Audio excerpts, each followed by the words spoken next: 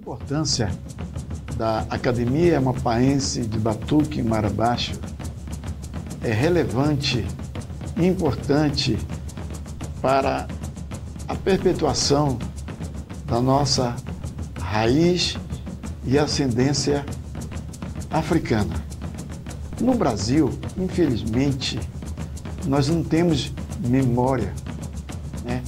A história é relativizada por aqueles que contaram a história. O negro, o africano, o índio, sempre foi colocado como subalterno do português, né? Aliás, a história no Brasil, ela foi contada a partir dos opressores, a partir dos brancos, dos dominadores, dos invasores. Porque o Brasil não foi descoberto, o Brasil foi invadido. E dominaram os donos das terras, os índios, e não satisfeitos, nos trouxeram da África para sermos escravizados aqui. E depois que o Brasil foi declarado um país independente, tentaram de todas as formas mascarar e esconder o que fizeram conosco.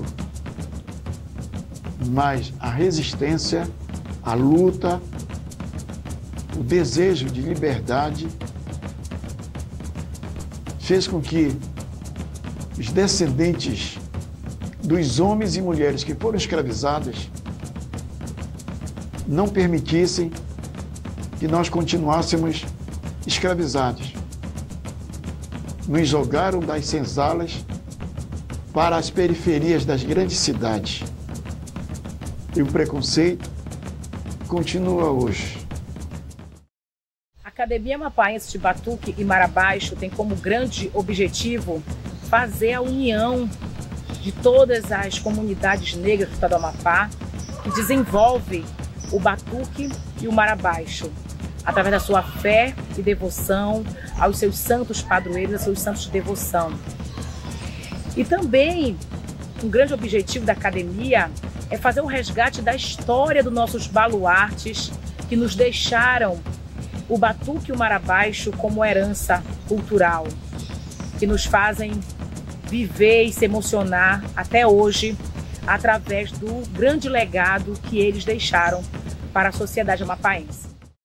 A Academia Amapaense de Batuque e Marabaixo, ela foi criada exatamente com um dos objetivos dela, de apoiar, de fortalecer as manifestações da cultura do Marabaixo, né, e do batuque.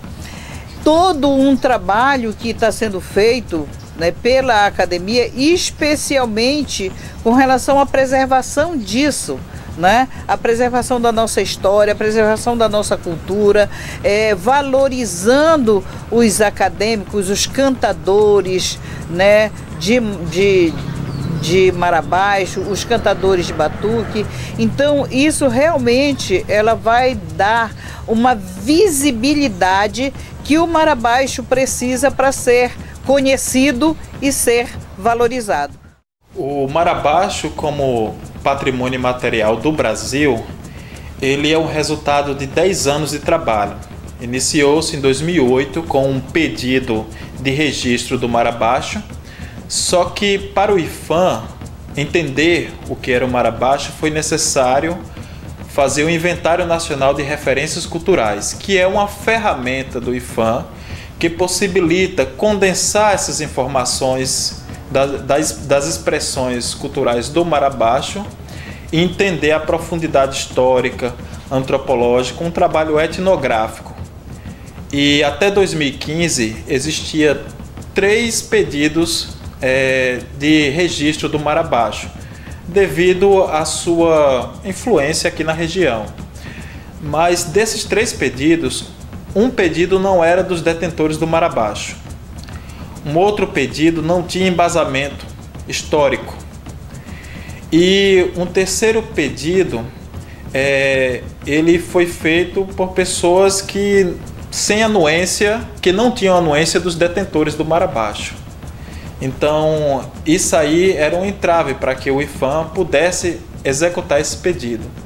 Então, a partir desse momento, o IPHAN fez o Inventário Nacional de Referências Culturais, contratou-se uma empresa com expertise na área de antropologia e passamos a investigar, estudar o que é o Marabaixo.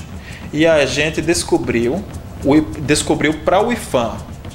E o IPHAN fez esse levantamento e percebeu que o Marabaixo tem uma profundidade histórica, existe um valor etnográfico, é uma história de resistência e o nível de complexidade para se entender o Marabaixo ele é muito alto, porque ele não é só dança, ele não só tem a religiosidade, ele não só tem a música, ele não só tem as caixas de Marabaixo, ele é um conjunto. Existem os passinhos de dança, que é referente aos grilhões das pessoas que eram escravizadas.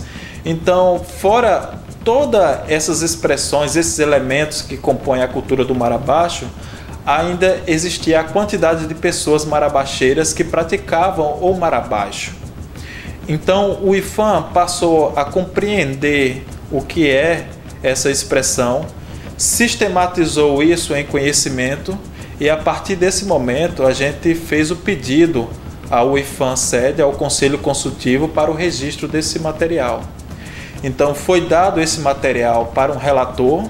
Esse relator ele fez um resumo, um parecer de tudo que foi produzido e submeteu a um Conselho Consultivo. Esse Conselho Consultivo é o que reconhece o patrimônio no Brasil. E foi votado em novembro de 2018, em Belém, como patrimônio imaterial do Brasil. A nossa felicidade de ter acompanhado todo esse processo de transformação, né, dessa certificação, para nós assim é um sonho.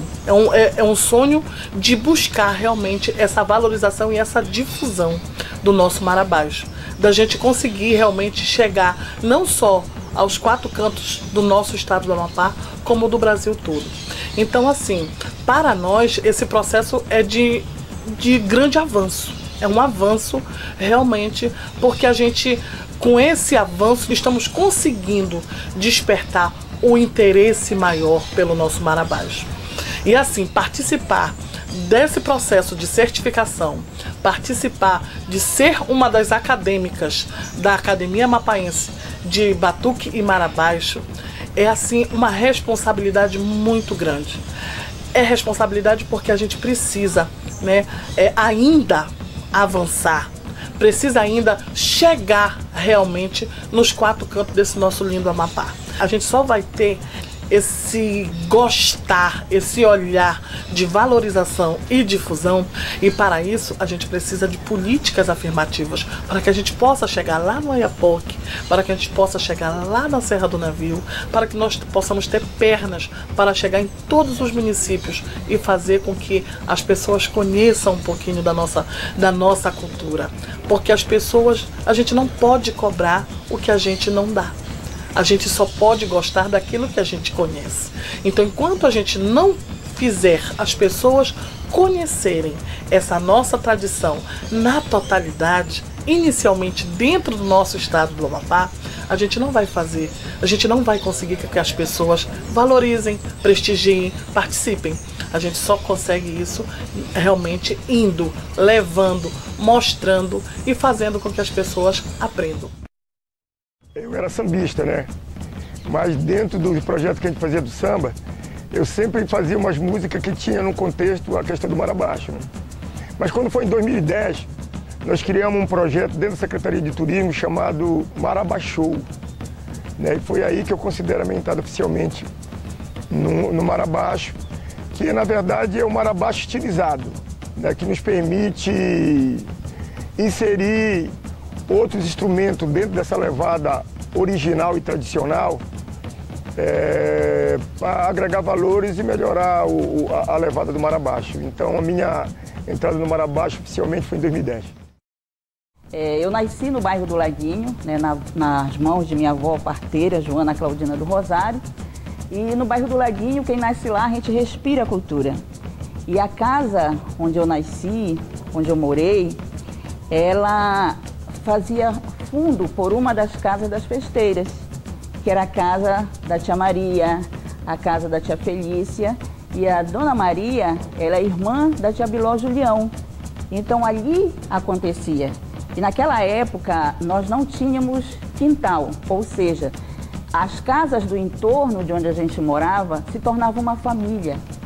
Não tinha, até as galinhas, elas sabiam de quem era dono. Não tinha muro, mas elas se penduravam certinho dentro das árvores da casa de onde elas sabiam que elas eram propriedade. Então, desde criança, desde que nasci, eu participo, né, dessa história, dessa resistência, né, do Marabaixo, do bairro do Laguinho, né, onde tradicionalmente a nossa principal festividade é a do Divino Espírito Santo, e a Santíssima Trindade ela sempre foi comemorada tanto no Laguinho como na favela. Tataraneto de marabaixeira, bisneto de marabaixeira, neto de marabaixeira e filho de marabaixeira.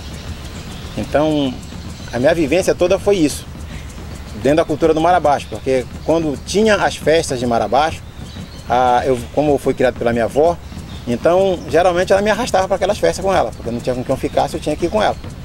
Entendeu? E acabava presenciando isso, as festas de batuques, festas de Marabaixo, eu sempre estava com a minha avó. Entendeu? E ela sempre contando, entendeu? Essas histórias, cantando esses ladrões de Marabaixo muito antigos que tinham pra gente, então eu cresci muito nisso.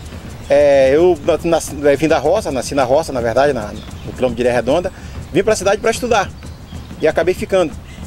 Mas nunca deixei de estar lá na época de festejo, entendeu? Nas férias educacionais da escola. Nunca deixei de estar indo lá, de estar participando, de estar presente. Eu já toco caixa de Marabaixo, eu acredito, desde os meus 12 anos de idade. Tambor de batuque eu toco bem antes, muito bem antes, porque quando era moleque a gente não podia ver um tambor arriado no chão, que a gente estava lá, entendeu? Virando bicho com eles. Mas a gente já estou nisso há muito tempo. Então, quando eu vim para a cidade, eu acabei me deparando com realidade diferente da nossa, né? O que precisa, né, eu tenho isso muito comigo, esse olhar de pertencimento, né, e essa valorização que o Marabaixo precisa ter, principalmente do poder público, né? Porque nós temos as nossas políticas públicas que nós estamos, quanto marabaixeiros, indo buscar, mas nós precisamos desse apoio em fazer com que toda essa nossa luta seja valorizada. Eu sempre digo que o Marabaixo ele sempre teve aí, mas que precisa ter esse olhar de valorização, do quanto ele é importante para a sociedade amapaense na construção histórica, política e social do nosso estado. As festas tradicionais têm tido um tratamento especial pelo Poder Municipal, assim como todo tipo de manifestação afro, né? Nós temos vários encaminhamentos nesse sentido. Nós incluímos no calendário da cidade, por exemplo, o Festival de Iemanjá, dia 2 de janeiro. Durante a nossa gestão, todos os anos nós apoiamos, tanto no sentido de financiamento quanto de estrutura, o ciclo do Marabaixo e o encontro dos tambores. Então, é um reconhecimento importante do município para que a gente não perca de vista e não perca o registro histórico dessas manifestações. Inclusive, esse registro que nós estamos fazendo aqui hoje, ele é um passo fundamental para que as pessoas no futuro conheçam quem são as pessoas, porque a cultura ela tem nome, a tradição ela tem nome. Então, quem são as pessoas que durante todos esses anos vem mantendo viva a tradição? O município, reconhecendo isso, tem conseguido construir, com muito diálogo com o segmento do Marabaixo, com o movimento negro em geral, essas políticas para que a gente deixe registrado na história o nome dessas pessoas. Um momento importante desse, por exemplo, é que nós temos um residencial hoje que tem o nome de Açucena. Todas as ruas do residencial têm nome de mulheres negras e açucenas do Marabaixo. Então, não tem como tirar isso mais da história de Macapá. E quando as pessoas perguntarem por que o nome daquelas ruas, elas vão saber que ali são nome de pessoas que, com a força da sua fé, da sua tradição, registraram o nome da história e conseguiram, com uma força muito grande, o reconhecimento do Marabaixo como patrimônio cultural do Brasil.